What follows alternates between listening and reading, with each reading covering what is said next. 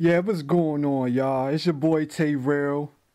I'm here with my man Mark2. Mark2 was good. Hey, what's going on, man? How's everything, man? And you already know ain't nothing but a chicken wing, you feel me? Man. That's right. Yeah.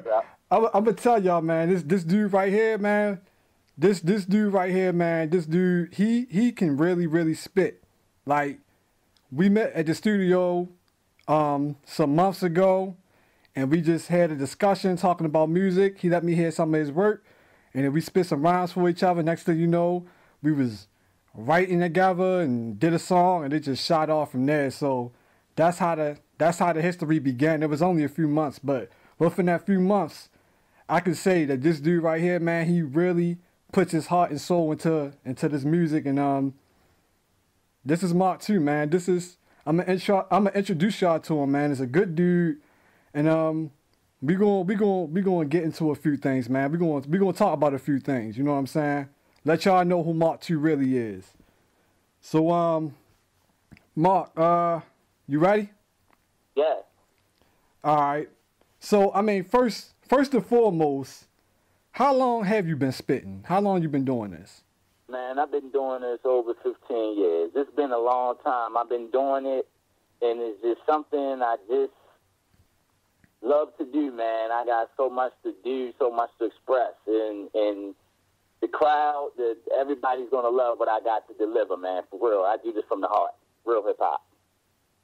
I feel you. I mean, that's what it's all about right there. And that seemed to be the problem nowadays. People so much worried about what people going to like and selling records that, like, a lot of times they won't stay true to who they are, and the music just don't be right. Like, you know, if you ain't got that natural vibe, like you love what you doing and you doing what you want to do, yeah, you know what I'm saying? It don't come off natural. It don't come off right. You know what I'm saying? Exactly. A lot of people don't have the creativity and know the blueprint of where hip-hop started from to know exactly where it's going. And you really got to be focused on what you're doing, because a lot of the stuff that's out there today is not real good hip-hop. I mean, yeah, it's marketable. That's cool. But we talking real hip-hop. Right. That's what it is, man. I was like, my man knows. I feel where he coming from. When he was like, hip-hop was dead, a lot of people was like, you know, people was offended, you know, but like if you think about it, the way it is now compared to where it was, I mean, it's crazy, because I'm still listening to stuff from like the 90s and the early 2000s, like, Exactly, man. you know what I'm saying? I just like that real, I mean, don't get me wrong, it's people that's nice right now, but I just like that, you know what I'm saying, that vibe. I just get that vibe from that older music. I get that vibe. I mean, don't get me wrong, it's nice people now, but the nice ones seem to be underground. You know what I'm saying? Like, I like the people, like people from B-More, people that's walking up and down the street every day. They making some of the best music right now, in my opinion. Exactly, you know what I'm saying? Man. And it's like, a lot of people tell me, you know, you sound old school. You got an old school sound. I mean, I flip it to what I know how to flip it to, but I actually do me. And I never had no complaints of someone saying, you know, oh, man, you whack. You know, I do what I do, and I get a good feedback, and it makes me feel good. They just make me want to keep giving people really good, great hip-hop, man, for real. Right, I feel you on that. And what inspired you to start rapping? Like, what was your inspiration? Like, any artists, any like relatives, homeboys, friends, anything like that? Yeah, actually, my older brother, go by the name of Cobra Khan, had a group called Double Jeopardy and the Mob. You know, they had a record deal back in the day, but it didn't go as planned the way they thought it would. Right. And I was there, right there with them. You know what I'm saying? Carrying the records with them when they was hooking up at the playground with the turntables, and I was there. Just was like, oh man, this is something I really wanted to do. Right. Watch my brother doing it, and then when the things ain't go right for him, it made me want to push even further. Right. And ever since then, he's been supporting me the whole way. And, you know, him and my twin, they just been supporting me. Friends, my homies, everybody just been supporting me. You know, I had a couple of haters out there, but, hey,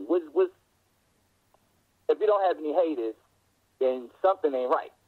Right, you ain't doing something right. You want to have haters. Haters be that motivation. But, yeah, my older brother, you know what I'm saying, that really inspired me to do what I do and give me the strength and the drive to go forward. But I do have some other artists that I really, like Nas, Jada Kiss, Talib Kweli, Common, Rick Ross, those other artists. You naming a lot of artists that I bang with. Exactly. My favorites.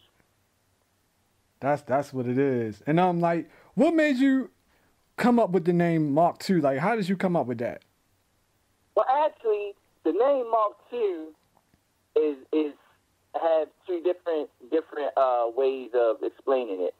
Right. Actually, I got the name from the character from the movie Belly. If you remember the movie Belly, there was a character in there named Mark2. Right. I heard that, I was like, wow, that's a unique name. You know what I'm saying? So I decided that, I go with that name. Then on top of that, I feel as though I'm too remarkable also. So, right. Like I had someone that asked me at one time, a lady was listening to my music. She was like, I really like it. I really do like it. But, Sonny, let me ask you, the name Mark2, does it have anything to do with the Bible? I was like, no, ma'am, and I had let her know exactly that I felt as though I was too remarkable. And, I didn't get into the character in the movie Belly because I didn't think that she was really into watching that. But just to make it clear, yeah, I feel as though I'm too remarkable. Right. That's where the name came from. And then you said you got a twin, so if you think about it in that sense, it's like, well, if you got a twin and Mark2, it's almost like you could look at it that way too. Like, you got a twin, like you're a two, like, I like. the number 2 because I'm a twin. I was the second born. Right, yeah, that make a lot of sense. The number 2 I'm rolling with. So y'all, those who going to be hearing some things from me, you're going to understand that number 2 really means number 1. That's because I'm second to none. You feel me? Ah, yeah, that's what's up. Because sometimes people just come up with a name and the name don't have no meaning behind it, but to have a name that actually have meaning into it, like it got a definition behind it, is a story behind it. I mean, it just makes the image that much more appreciative, Exactly, man. I had several. Every artist has been through 2 or 3 names in their day, but you got to find that right name that fits your image, And I think Mark2 is me. Right. And how long you been going by that name?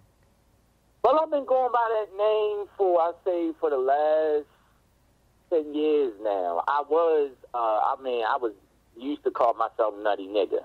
But I had to switch it on to something different. But I'm always going to be that Nutty Nigga, always. Right. But my artist name is Mark2. That's me, though.